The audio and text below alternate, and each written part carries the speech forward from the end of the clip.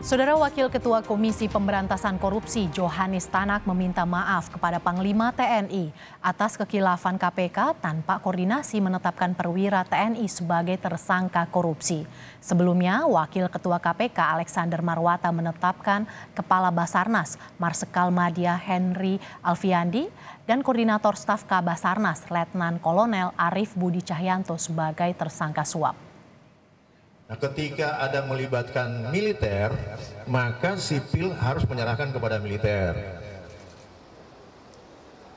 Di sini ada kekeliruan kehilafan dari tim kami yang melakukan penangkapan. Oleh karena itu kami dalam rapat tadi sudah menyampaikan kepada teman-teman TNI, kiranya dapat disampaikan kepada Panglima TNI dan jajaran TNI.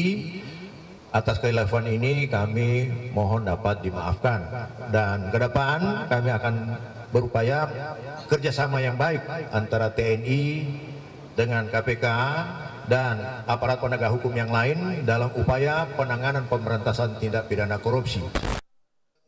Permintaan maaf pimpinan KPK karena lembaga anti rasuah itu secara tanpa koordinasi menetapkan perwira TNI, yakni Kepala Basarnas Marsikal Madya Henry Alfiandi dan anak buahnya Letnan Kolonel Arief Budi Cahyanto sebagai tersangka suap di lingkungan Basarnas. KPK minta maaf kepada institusi TNI melalui Panglima TNI Laksamana Yudo Margono setelah Komandan Pusat Polisi Militer TNI Marsikal Muda Agung Handoko serta sejumlah pimpinan TNI di bidang hukum mendatangi gedung KPK. TNI keberatan penetapan status tersangka Marsdia Henry dan Letkol Arief tanpa koordinasi dengan TNI sebagai institusi asal kedua perwira. TNI punya aturan sendiri untuk proses hukum Marsdia Henry dan Letkol Arief. Akan diputuskan bahwa seluruhnya yang terkait pada saat OTT tersebut akan ditetapkan sebagai tersangka karena berdasarkan alat bukti yang sudah cukup. Dari tim kami terus terang keberatan kalau itu ditetapkan sebagai tersangka khususnya untuk yang militer, karena kami punya ketentuan sendiri, punya aturan sendiri.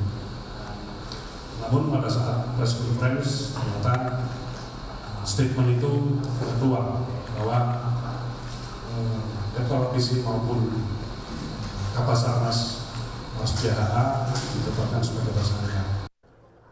Pada Kamis, pasca operasi senyap menangkap penyuap di lingkungan Basarnas, Wakil Ketua KPK Alexander Marwata menetapkan Marsdia Henry dan Letkol Arief sebagai tersangka penerima uang total 88,3 miliar rupiah dari sejumlah vendor sebagai pelicin proyek di Basarnas dalam kurun 2021 hingga 2023. Diduga HA bersama dan melalui ABC mendapatkan nilai suap dari beberapa proyek di Basarnas tahun 2021 hingga 2023 sejumlah sekitar 88,3 miliar dari berbagai vendor pemenang proyek, dan hal ini akan didalami lebih lanjut oleh tim gabungan penyidik KPK bersama dengan tim penyidik Puspom Mabes TNI. Selain itu, ada 3 pihak swasta yang jadi tersangka saat penangkapan 11 orang di Jakarta dan Bekasi dalam kasus suap di Basarnas. Sebetulnya, KPK dan TNI memang sudah punya perjanjian tertulis pada 2005 yang diteken oleh Panglima TNI saat itu, Jenderal Endiartono Sutarto dan Ketua KPK Taufikur Rahman Ruki. Ada 6 poin dalam Memorandum of Understanding kedua lembaga soal korupsi yang melibatkan anggota TNI. Terutama dalam poin 3, 4, 5, dan 6, ada kesepakatan bahwa KPK berkoordinasi dengan TNI dalam laporan gratifikasi. Di poin keempat, koordinasi juga dilakukan dalam pengendalian penyidikan, kasus yang melibatkan peradilan militer. Selanjutnya, KPK dan TNI saling memberi informasi dan data dalam kasus korupsi melibatkan prajurit TNI. Dan KPK juga bisa meminta bantuan TNI untuk penyelidikan kasus korupsi.